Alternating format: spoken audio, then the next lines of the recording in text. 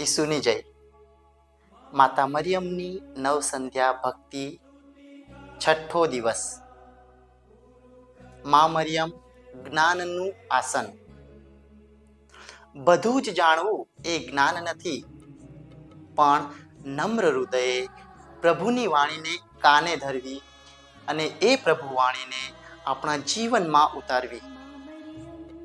માતા મરિયમે પ્રભુ ઈસુના જીવન ઉપર ખૂબ જ ઊંડાણથી મનન ચિંતન કર્યું અને શાંત ચિત્તે એ બધું જ પોતાના દિલમાં સંગ્રહી રાખ્યું. અને તેથી જ પ્રભુએ પોતે માતા મરિયમના દિલમાં વાસ કર્યો. અને એ જ સાચું જ્ઞાન માતા મરિયમના જીવન દ્વારા આપણી સમક્ષ ચળકી ઉઠે છે. એમનું જીવન આપણ સૌને ધીરજ, નમ્રતા અને હંમેશા પ્રભુ તરફ લઈ જાય છે.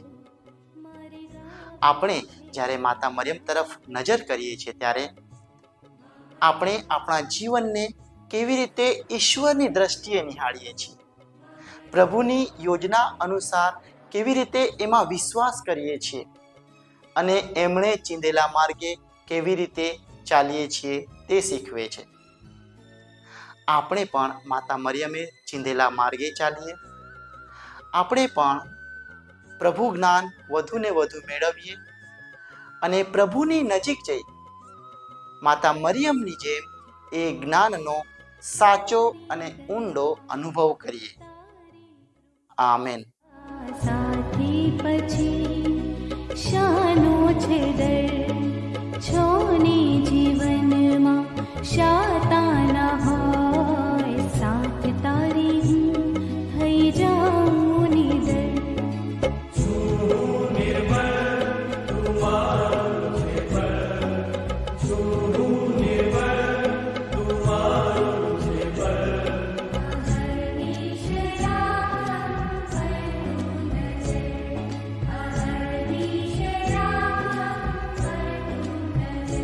ભજતા ભજતા